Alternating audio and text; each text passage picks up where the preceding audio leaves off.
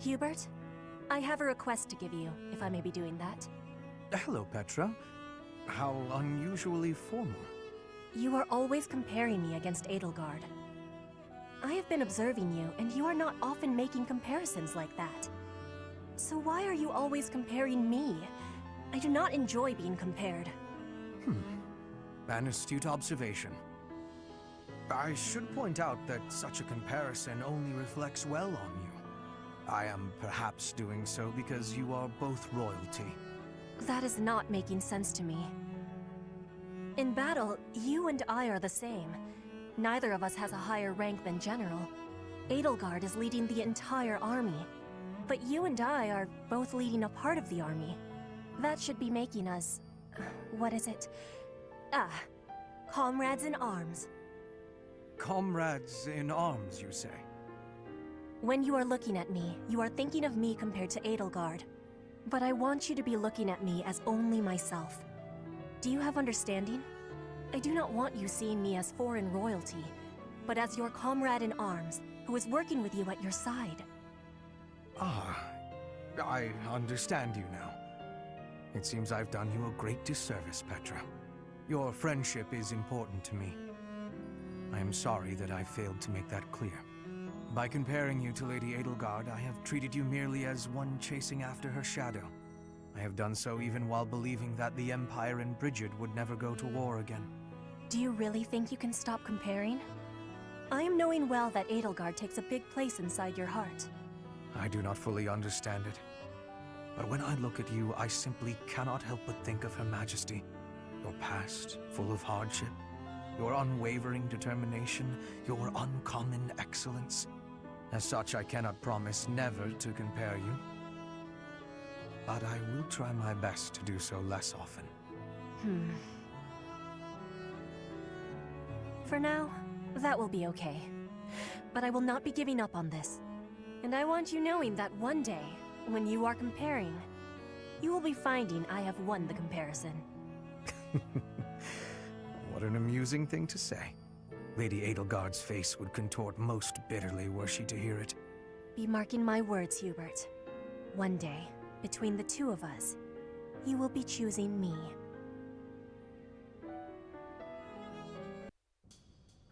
Dorothea. I am surprised to find you here. I did not think you were all that religious. There's a lot you don't know, Ferdy. But you're right. I'd hardly call myself devout. After all, it was thanks to the goddess and her noble regime that I suffered so much as a child. You must be quite brave to speak so coarsely in this hallowed place. But what do you mean? About suffering as a child? Do I really have to tell you? Oh, forget it. I'm sure you already know that I'm an orphan. I grew up in the alleys of Enbar, begging for coins, eating scraps, drinking from drains. I see. I remember seeing street children around the city. I could have died. Then the right person overheard me singing. And suddenly I was in the opera. I was a songstress. And my goodness, did the nobles like me. The people who used to spit on me and call me an urchin, they praised my voice and my beauty. A nobleman who once kicked me gave me the most gorgeous shoes. I almost asked if it was a joke. So that is why you despise the nobility. But why do you think I am the same as them? Do you really believe that is the kind of man I am? You think I would ever treat people differently based on appearances? There is nothing noble about that. Oh, really? You're something different? That's not how I remember things. It was the very day that I was discovered. I was in high spirits. Nothing was wrong in the world. I secretly bathed in one of the town's fountains, hoping to wash off some of the dirt from the streets. I sang the same song the opera composer overheard earlier that day. And that's when you appeared. Me? No, it could not have been. Don't play dumb. You glared at me, the same look I'd gotten from every other noble, then you ran off. When we met at the academy, you were a different person. All smiles and friendly words. You were like a bee, Ferdinand. A bee attracted to a flower in full bloom. So it was you then. Singing that song. Dorothea, please listen. This is a misunderstanding. When I saw you, I could not take my eyes off you. I was hypnotized. Your beautiful voice, your elegant face, droplets of water on your skin that glittered in the sun. I thought you were a water nymph. Stop it, don't lie to me. No, it is true. I was only a child. The vision overwhelmed me. That is why I ran. I plucked up the courage to return, but no one was there. I thought perhaps it was a dream. Maybe I can believe you. I've wanted to, ever since the day you made me those treats. I thought then that maybe you weren't like the others, but there's a lot I have to let go of, Ferdy. Of course. I am glad we had this conversation. You know, I do not mind you thinking of me as a bee. Life as a simple drone, circling a queen. It actually sounds quite wonderful. Don't drones keep the queen safe from other bugs? I like the sound of that.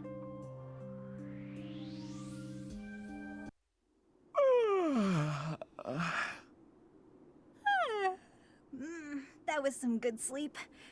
How nice it is to enjoy the sunrise all by my... Good. You're finally awake. Ah! Who's that? Oh no, I'm falling. Oh no, I'm emoting! Calm. Wait! No! That hurt. You're telling me? Do you normally start your day by startling people out of trees? Not normally, no. Sorry, but I couldn't wait. Couldn't wait. It's so early. You must have stayed up all night. Huh, I suppose I did. How unusual. That's what happens when you get carried away with research. Then I remembered what we talked about, so I've been waiting here for you to wake up. Well, here I am, wide awake. How can I help you? I found an interesting document about Saint Timotheus. There are some fascinating things down in that place you and your buddies call home. Timotheus?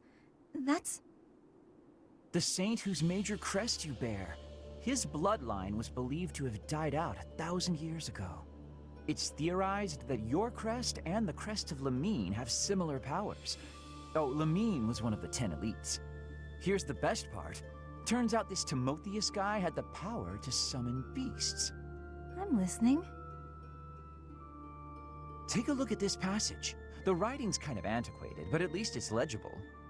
Saint Timotheus could converse fluently with birds and land-born beasts, and he considered these creatures his friends. He sometimes rode over hills atop an obliging deer, or called wolves to encircle him in battle. His sigh, inflected with the power of the Nightbringer's star, was immensely sonorous. Nice recitation. So, there you go. That's just how people from my village write. Is that so? Huh. Anyway, this obviously reminded me of you and your situation. You clearly have this same astral power, but to an excessive degree.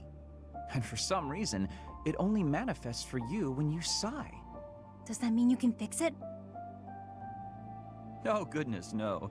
Or I should say, it's unlikely. There's next to no documentation about this stuff. And I don't know nearly enough about the other crests either. And Timotheus, again, nothing to go on. It's near impossible to unravel, so don't get your hopes up. You know me.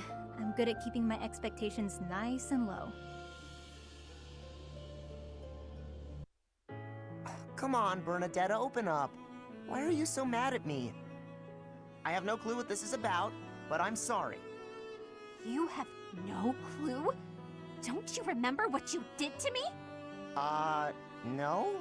I didn't do anything. Yes, you did. You did all kinds of things. But the worst thing was carrying me off. Twice. I thought I might die. What are you even talking about? Don't act like you never took me to that place. What place? Why won't you... Oh, the place with the pretty view. Why are you mad about that? Because you hold me around like a piece of luggage. Again, why are you mad about that? Don't act all surprised. How would you feel to be yanked around like that? I'm sorry. I didn't realize I was just excited to show it to you. Maybe I went a little overboard. I'm real sorry about that. You are? Well, I hope you understand now. I definitely do, and I feel awful about it. What can I do to make it up to you? Anything you want. I want to show you how seriously sorry I am. Well, all right. I'd like you to, bring me to that place again. But promise me 2 things first. Anything. No carrying, no pulling around. Treat me gently. Sure, of course. No problem. But that was 3 things, not 2. That was 1 thing. Be gentle, okay? Oh, okay. Sorry. What's the other thing? I want you to promise not to take anyone else there. Only me. All right, I can promise that. Seems a little strange, though. Why do you care? Come on. If you really want to apologize, hurry up and take me there. Right, on it. Here we are. Oh, look at that gorgeous sunset. This is it. The same view. After all that time inside, the sun feels like it's piercing right through me. This little bit of sunshine? You really gotta get outside more. From now on, I'm gonna take you to all sorts of different places. I promise I'll be gentle, and I promise I won't take anyone else. Just you and me, all right? What? But... okay. But if you get sick of me, I'm sorry ahead of time. What? Good one, Bernadetta.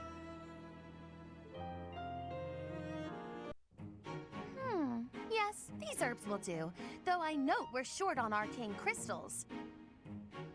I'll make a note to keep some in reserve next time. No more materials, if that's what you're asking, though I do still require a test subject.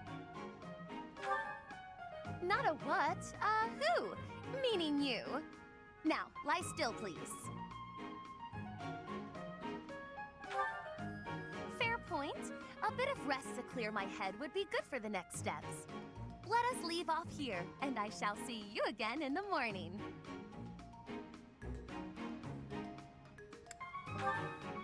I'd better make some headway on this tomorrow. Every day counts, you know. If I can complete this ritual, I'll be famous throughout the known world for it. Oh! The prestige it will bring me is necessary to restore my fallen house. Or was your question, why go to so much trouble for a fallen house? Because I am a Nouvelle, as were all my ancestors. And our line has endured too long to end with me. Oh, yes, you don't know. Well, seeing as you are serving both as my research assistant and test subject, I should explain myself. House Nouvelle was granted its peerage shortly after the establishment of the Empire. For generations, the heads of our house have been scholars of magic. They often enjoyed appointments to esteemed posts within the Empire. However, during the Insurrection of the Seven, we cast our lot with the Emperor and were punished for it. We suffered further losses when we were used as a sacrifice to Dagda and Brigid during their attack. My family, including my parents and older brother, died then. The town of Nouvelle is now an ash heap. The 6 great families decreed this to be the end of my house. We have not left now but the name. No title, no subjects, no land. Everything I was to inherit has been taken from me. What I require is an achievement so grand that Lady Edelgard would be forced to recognize it. And then, House Nouvelle will take its rightful place among the elite class once more. You understand that to collaborate with me towards such a grand purpose is a high honor, don't you? But yes, good night. I expect to see you bright and early tomorrow.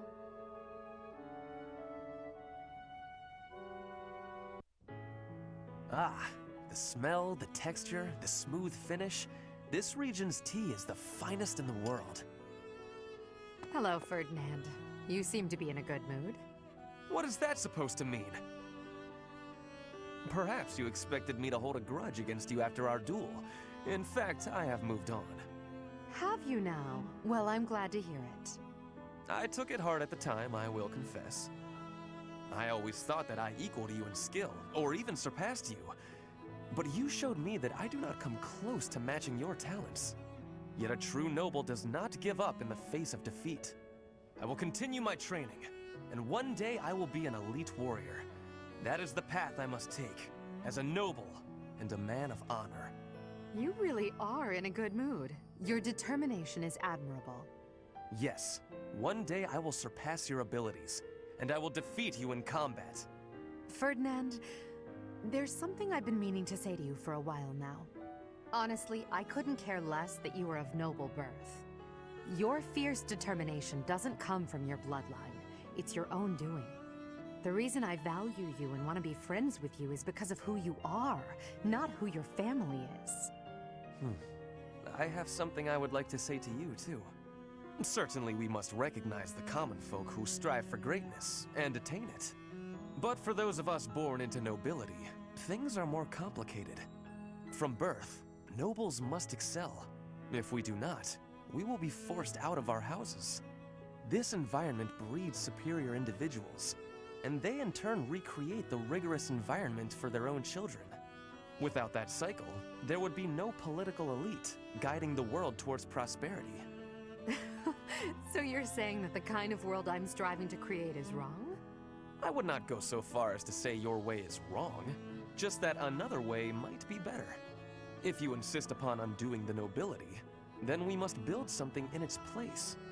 We can provide free education for all, and then select the highest performing students for more intensive training and tutoring. I truly believe that people are products of their environment. Finding a way to educate the people. Interesting. I'm impressed by how much thought you've given this.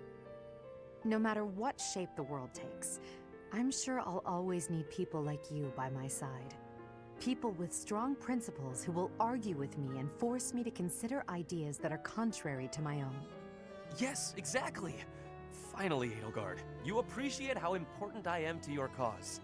I've always thought of you as a valued friend, Ferdinand. That's nothing new. Edelgard, I have to tell you something. I think now is the right time.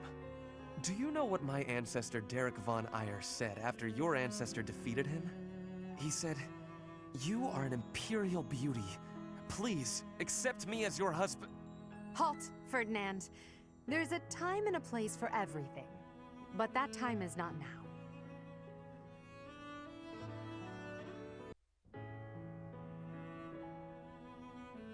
Gardening with you is a lot of fun, Lady Edelgard. I feel the same. You know so much about it, Bernadetta. I looked after flowers a lot back home. I like them. They don't talk, they don't get angry, they don't hit you. And they're sweet. They are sweet. Unlike people, they can all be trusted on sight. You're sweet too, Lady Edelgard. I mean, not sweet, but, you know what I mean. You can talk or even get angry all you want. Well, I'll strive to avoid getting angry. You're really kind. I'm less scared of you than I used to be. Most nobles are terrifying. I've had lots of bad experiences with them. But getting the chance to talk to you like this makes me glad I came to the monastery. I'm glad too. You made quite a few friends at the academy, didn't you? I had heard rumors about the reclusive daughter of House Varley, but you're nothing like I imagined. Rumors? About me? Just pretend you didn't hear anything. There's no need to be embarrassed. Rumors are meaningless. All that matters is the truth. You're right. I'm not really a recluse now anyway. Not since I came to the monastery. I won't let the rumors bother me. I'm happy to hear it. Actually, I should thank you. Thank me? What for? Wait, do you mean you need to thank me for all the times I've made you mad? You do, don't you? That mind of yours, no, I mean the grateful sort of thanks. Before I met you, I was more prone to anger, but now I've changed in that regard. So, thank you for that. Oh, I suppose you're not listening. Oh, I'm done for! 5 years worth of resentment is about to crash down on me all at once! Ah! It's okay, Bernadetta. I'm thanking you, not attacking you. Oh, I jumped to conclusions again, didn't I? You did, yes. But don't worry about it.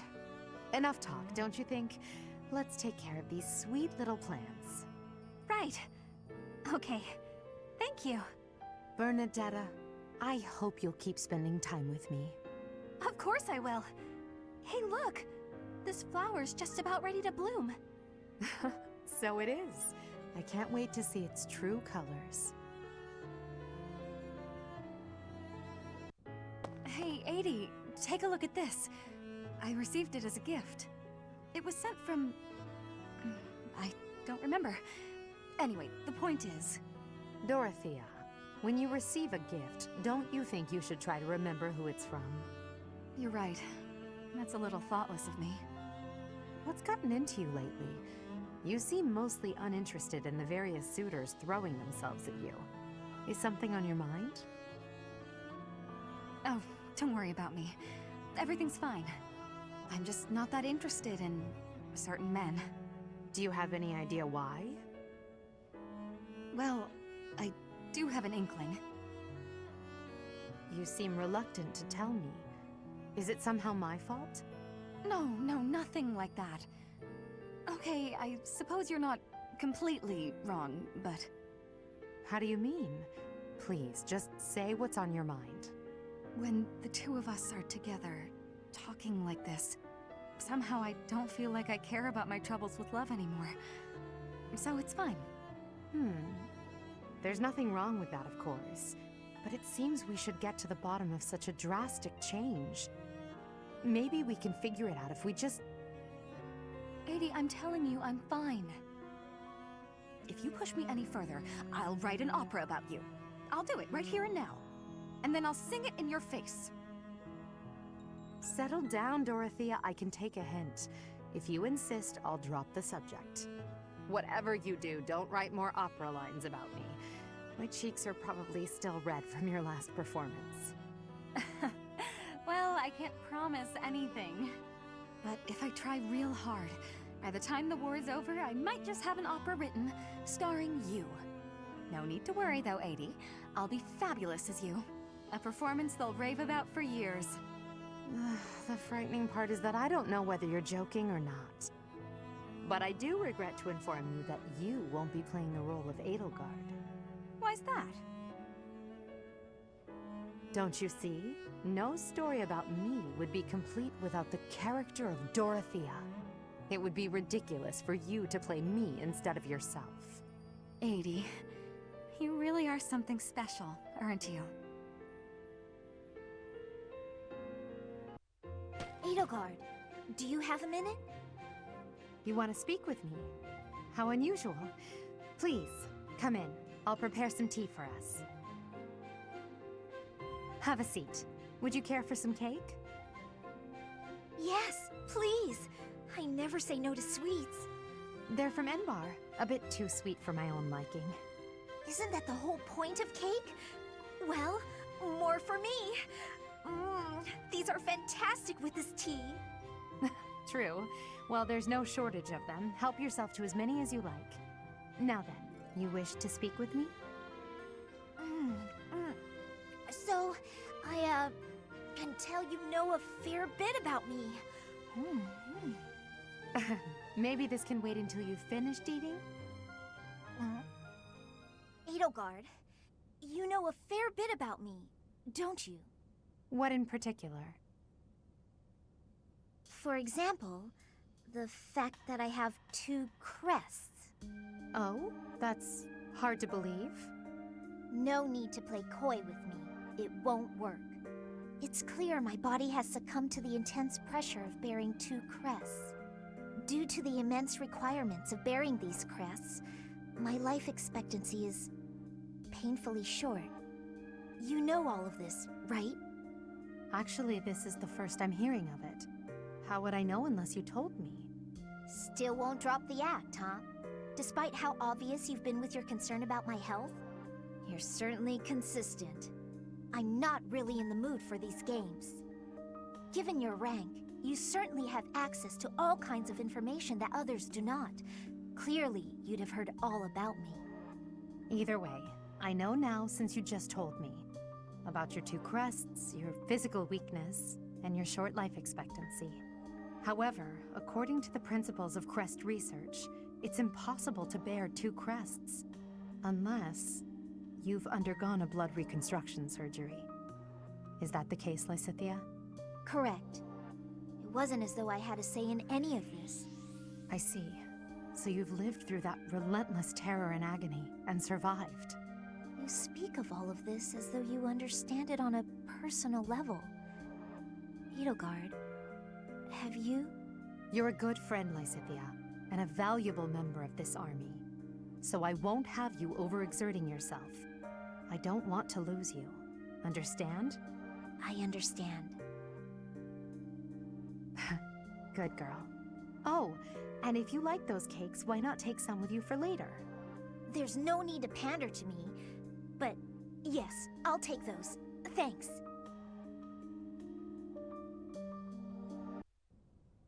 This path isn't the right way either. Why do epic quests always involve a lot of legwork? Well, Abyss is a big place. Maybe it's time to start on your next epic quest. Giving up and going home. People are dying up there after all. We don't have time for this sort of thing. What sort of thing? You? I'd say you're way more important than the pursuit of war. More interesting, too. Yeah, and the next big thing in Crestology. How flattering. You gotta stop saying things like that or someone might get the wrong idea. Lucky for you, I'm used to your weirdness by now. I'm sorry my sincerity rubbed you the wrong way. I meant what I said, but that's fine. Now, back to your ability. I've discovered that this power can be attributed to your blood. The magic originates from your crest. There have been leaps and bounds in research on summoning magic focused on an arbitrary target. The only remaining problems are perception and distance, though it could be argued that... Blah, blah, big words, blah. I don't even get what you're saying. You don't have to understand it to appreciate its implications. Here's the connection. Once we understand your power, it's essential that we have a theoretical grasp on how to control it. All right, I'll do my best. That isn't as scientific as what I had in mind.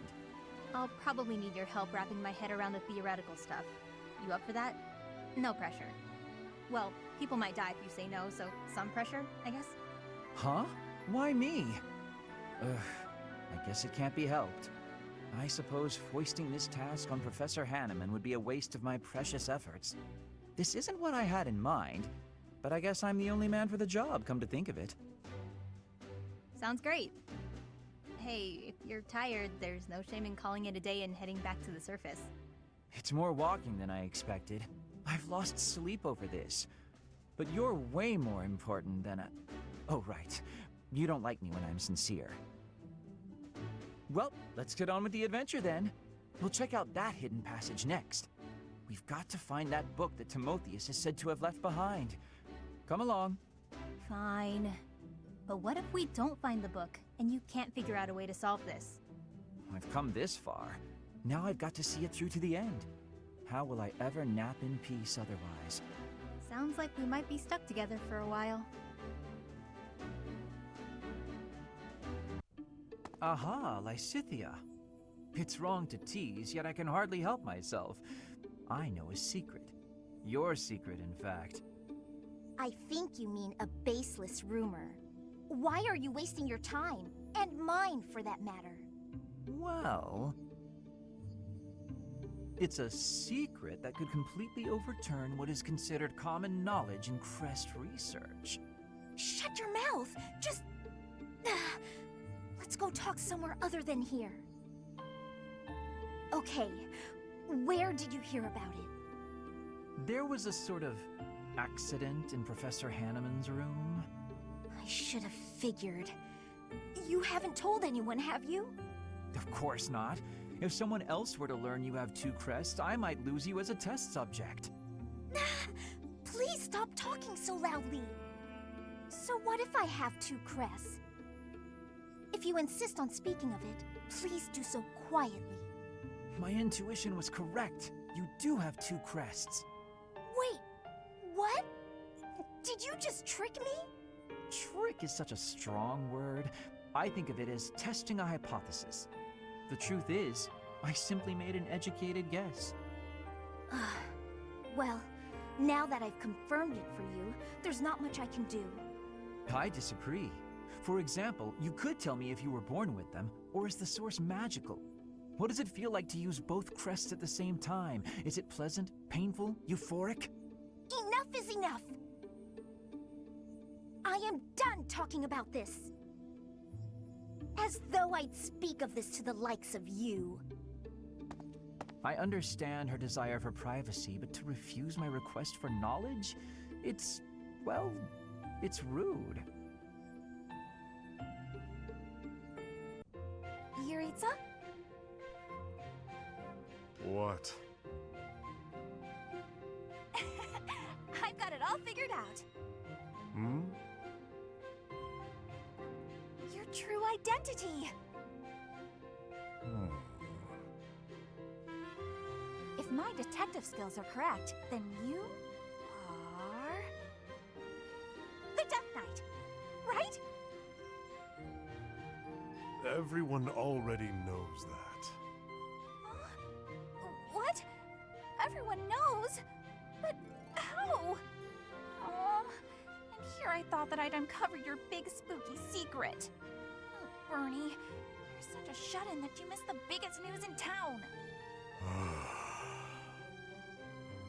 So, here's the deal, Yuritsa. You've got to tell me a secret about you that nobody else knows. Why? Because I sleuthed for hours upon hours. That's got to be rewarded. Just stop. Oh, come on. Please? Oh, I know. I've got it. Why do you wear that crazy-looking armor when you're pretending to be the Death Knight? Are you just into the look of it? You like spooky stuff? Well, I may have been drawn to that aspect. To look sinister. To embody death.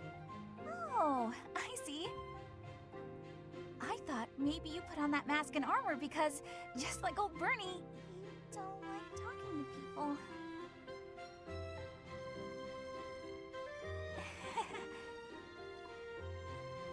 There may be some truth to that. Talking to people is intolerable. Oh, yeah? I think I'm sensing a real kinship between us. So, with that whole spooky getup on, it allowed you to speak to people with confidence. No. Oh, hey, Yuritsa. Don't tell anyone about this, okay? This is our little secret. I don't mind, but I also don't understand. Oh, Petra, are you researching something?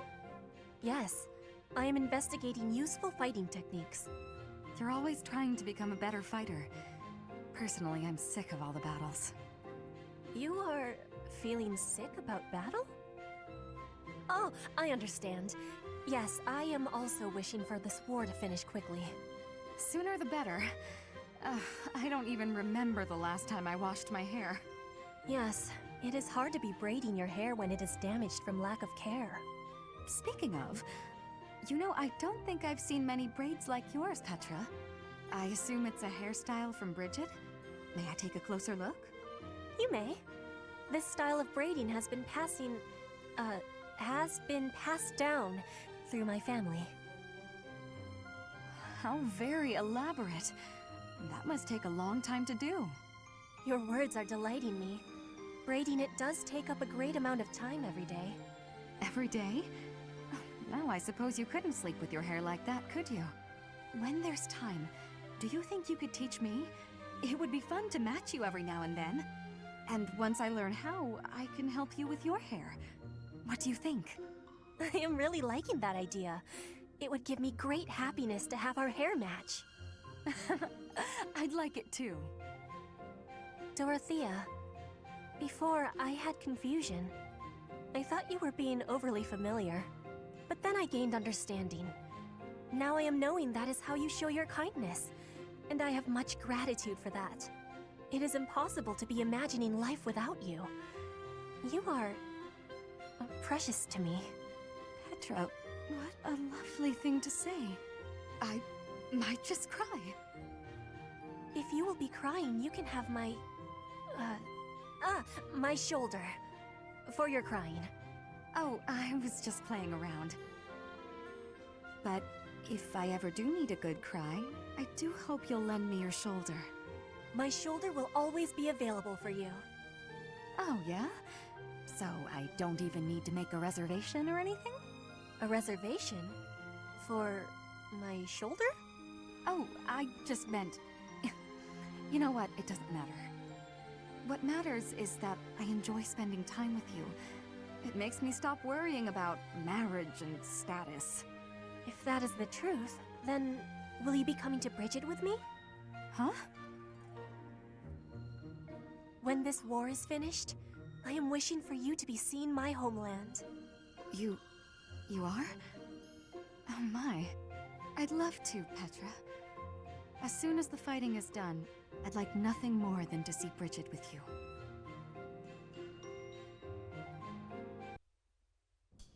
Hey, Did you send for me, Emil? stop gossiping about me. Gossiping? About you? Oh, you wound me, Emil. So what if your name falls from my lips now and then? If you speak of my past, there will be consequences. I am aware. I have been silent regarding you secretly being of House Bartels. No, when I speak of you, I bandy gentler truths, such as your fondness for kittens and ice cream. All the silly little details that make you seem human. Those details are nobody's business but mine. Oh, Emil, do you have any notion what the rank and file say about you? No. They use words like unapproachable, menacing, and inscrutable. Regardless of your skill with the blade, fighting a war as if it were a long series of duels will end in death. And that is why I do what I can to ingratiate you with the soldiers you lead. No thanks necessary. I see you are still unhappy with me. Whatever do you mean? The battlefield is solitary in the end. I've no interest in camaraderie with soldiers. Are you implying that in combat, you are an utterly matchless warrior? That you can vanquish any foe single-handedly? That you need no cohort supporting you?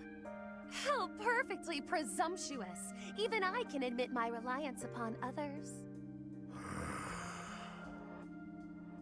While you fight, who stands beside you to gauge the tide of battle? Who eliminates the archers aiming for you? Who heals whatever injuries you might sustain? These are questions you should be asking yourself, Emil. I ask them for you because we're old friends. Always quick to cut to the heart of the matter. Just as you are ever an ache in my side. Which is nothing compared to the ulcers your sister must have developed, given your attitude. Whatever. But there is a truth in your words. However, it is not up for discussion. Stop gossiping about me. I shall consider it.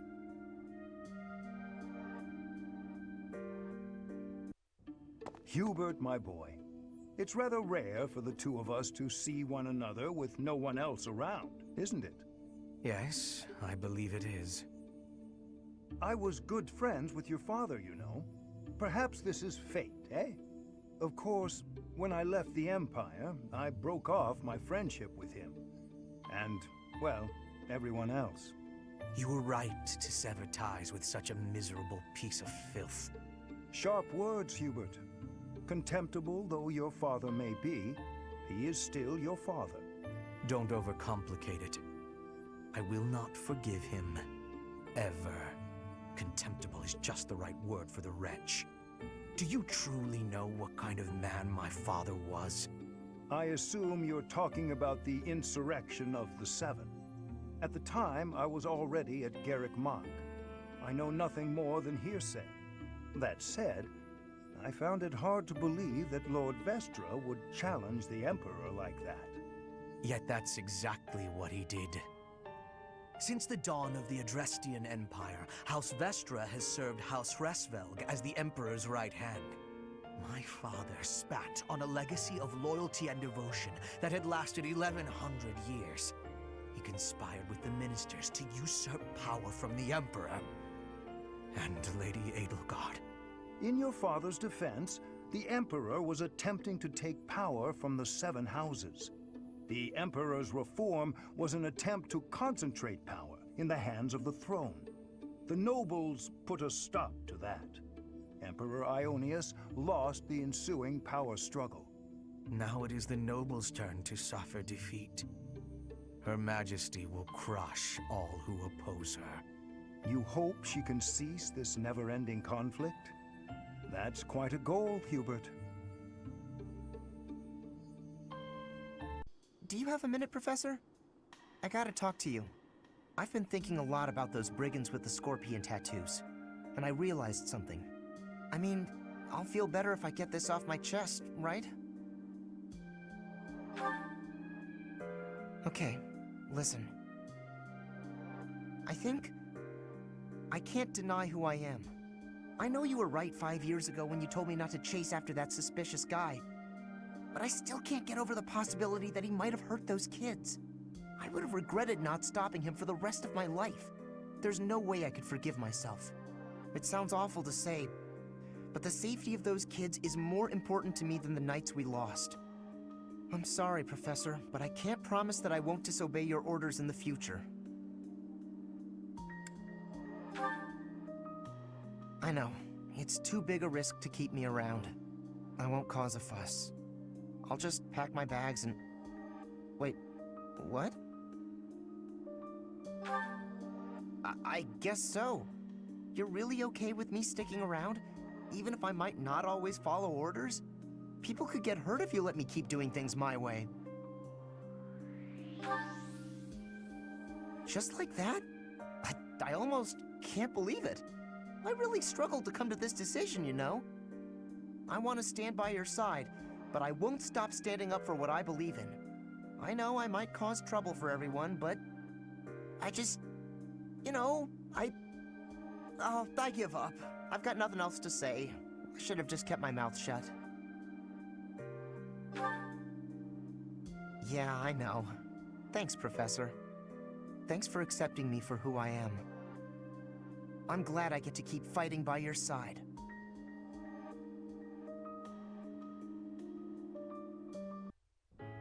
Yes? Oh, it's you, Professor. I was certain it was Hubert coming to drag me back to my duties. Your Majesty, you must know your supreme talents are needed at present. Why not gaze at these documents instead of the sky? Doesn't it? And the worst part is that he's always right, so I can't even argue with him. But that's enough about Hubert for the moment. While I have your attention, I'd like to thank you for your help in that last battle. As you well know, I'm perfectly capable of commanding the army by myself. However, when you're around, it's somehow different. I'm not sure I can properly explain it. I suppose your perspective on the battlefield is simply sharper than mine. When you're devising tactics and tricks for us, it's almost as though you can read the enemy's mind. There's no getting around it. Your talent for strategy far exceeds my own. I'm quite jealous, in all honesty.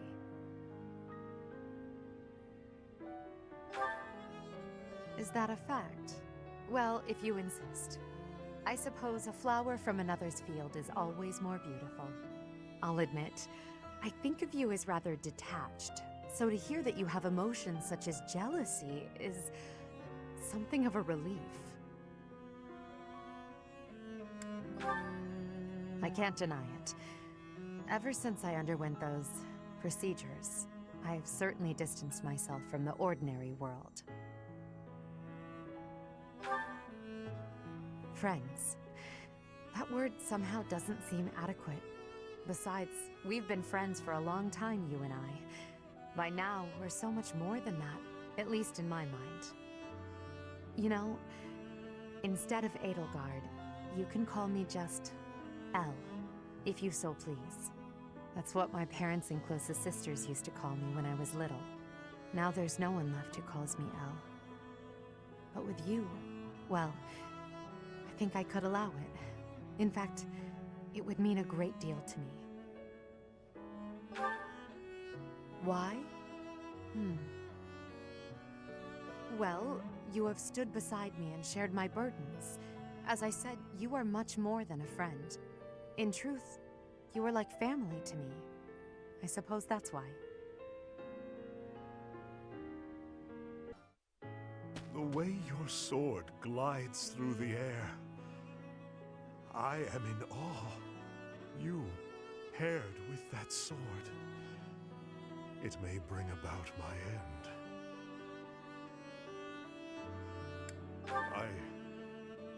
I do not know. Perhaps I do. Long ago, when the Death Knight saw you in the Holy Mausoleum, I came to an understanding that it is you, and you alone, who are capable of slaying me. Only you with your sword can do it. Upon reflection, I can see that our encounter was fated to happen. Ever since then, I've been thinking.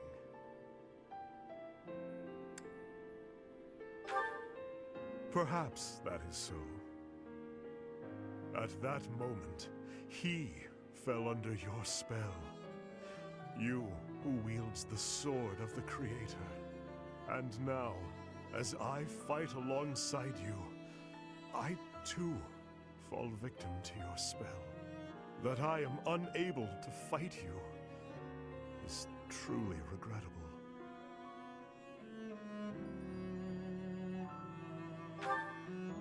Now is not the time. Uniting Fodlan and overthrowing the Church are mere trivialities to me. All I truly need is you. You, and nothing else.